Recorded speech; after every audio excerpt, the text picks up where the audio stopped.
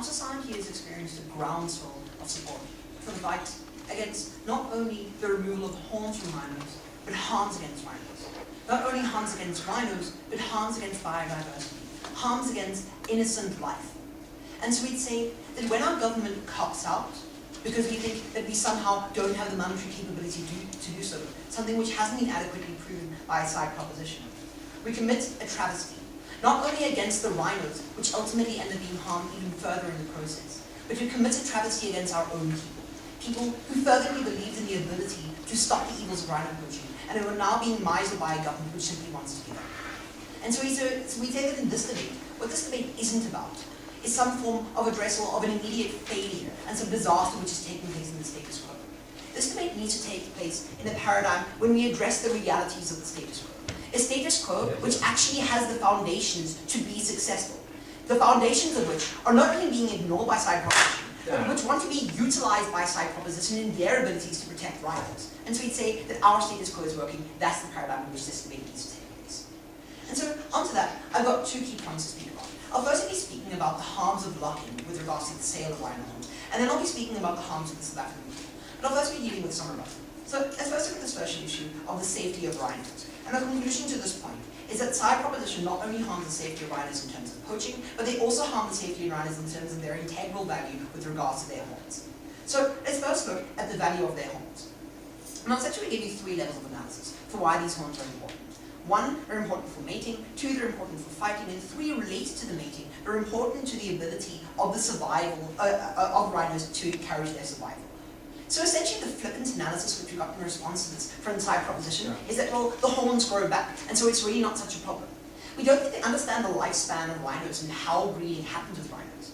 So we say the reason why the breeding of rhinos is so difficult, even in captivity, is because the viral period of male rhinos is proportionately very short to their lifespan.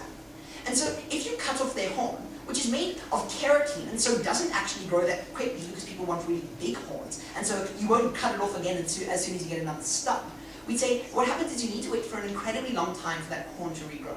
Within that process, that's when the male would have been mating and fighting with other rhinos. That's the process where we would have encouraged the survival of the rhino species, and that's the process which they're hindering. We say that if it was so easy to simply cut off the horn of rhinos, we'd say that issues in terms of poaching and things like that would never have existed in the first place. We'd say that they're not taking place in the real society. Okay, so we say that firstly, we've harmed the value of the rhino in terms of their horn. But secondly, even if it was simply about the poaching process, and all those like graphic images that we see of like those mother rhinos have like bleeding wounds all over them, we say that they don't actually reduce the black market, they inflate it. So firstly, they told us that the reason why the black market will decrease is because people are actually attracted to rhino horn because it's legally unobtainable. People are attracted to the danger of getting something illegally. If that's the case, then all that's going to happen is people are going to continue using the illegal channels because it's riskier and more like edgy. If people aren't attracted to using the legal process just to buy something, that's just a concession that people will never buy into your process in the first place. So you lose on that point. But secondly, you lose on the point of it being cheaper, which essentially told us that people have to pay huge amounts of money in terms of bribing guards and hiring goats. The way that black market syndicates, especially from China and Vietnam and Indonesia, operate is they manipulate and intimidate people. There aren't costs involved with procuring those rhino horns that are exorbitant. That's why they're thriving, because they can provide it at a lower cost. So we say that your rhino horn isn't going to be less expensive.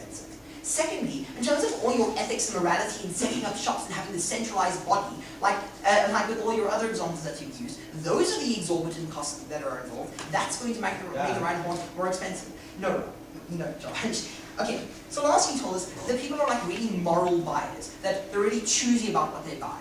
If that's the case, then all that's going to happen is people are going to think that it's incredibly immoral that we're cutting off the horns of rhinos and harming their ability to survive as a species simply because we couldn't cut it as a government which is trying to use the same measures which we're using under the status quo. That's immoral, and if people are as moral as you think, they're just not going to buy your products. But secondly, you haven't actually established a differentiation between this morally procured rhino horn and the immorally procured rhino horn. If people are as vulnerable and ignorant as you say they are in your first speech as to why they're so vulnerable to the black market, then it's really easy for black market operators to manipulate them and say, we procure this legally. Okay, so secondly, let's look at this issue of the pseudo-war. So essentially, her analysis is premised, Emma's analysis is premised on the analysis which Josh gave, which is that the black market will go away. That analysis has been disproven by us and not touched in analysis by side proposition. They lose that part. Secondly, this issue of the us versus them mentality, once again, they acknowledge that there's a grounds on the people who are against any harms to rhinos. They're still going to view people who procure rhino horns as being immoral.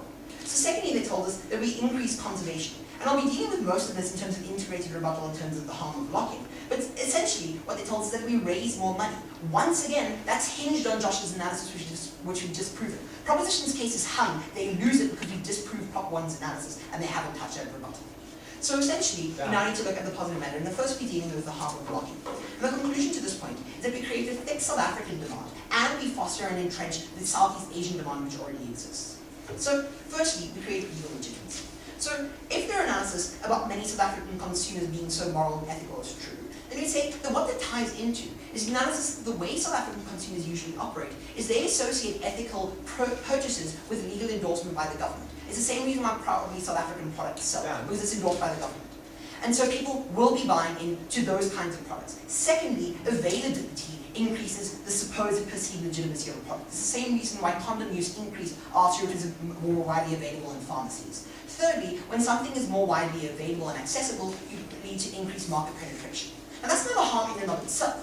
But what that actually means is two things. One, there's now an even bigger demand for rhino horn within South Africa and within Southeast Asia, which they can't fulfill legally. We'd say that's the first problem. The black market now has a gap to fill. I'll take you in a moment, Josh. But secondly, if history is repeated and the sale of rhino horn is once again made illegal, as was the case with elephant tusk, then what we say is going to happen is we now have an even bigger demand to fight in terms of the black market. We can't make that go away. They've made their problem even worse. They've crossed the Rubicon. There's no turning back now. Yes, Josh? 48 tons of surplus rhino horn to sell. That means your central harm in this case doesn't stand for 1 ton a year consumption, which is the current reality. But moreover, in a debate where your only analysis says the status quo will work, your one line is that we've got enough money, we already spend millions of rands. Why will more money mean we can regulate no, Josh, factually incorrect. So first, if you use up the surplus of 48 tons, all it means is that you've harmed the survival of the species in the first place. That's a one-off Sam. We've already given you an analysis of why that doesn't work. Secondly, in terms of monetary capability, that's not the only line we ran. We told you that we have monetary capability with the same mechanisms which you're using. Secondly, we told you we have public support. And thirdly, we told you we have the support of technology. You didn't listen to our analysis. Stop trying to straw man us. So lastly, in terms of the harms of South African people, we told you if we bow to the will of China, Indonesia, and Vietnam, that's international submission. If we tell the public that all their efforts against rhino poaching are now futile, we tell them that their efforts have been worthless.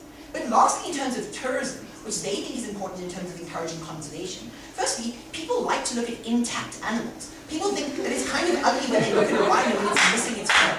Secondly, people associate morality with the rhino missing its horn. If they're only presented with face value information, they're just going to think our tourist market is evil. That was conceded by them when they said even if it's a bad thing that people look at our news, they'll still come to South Africa.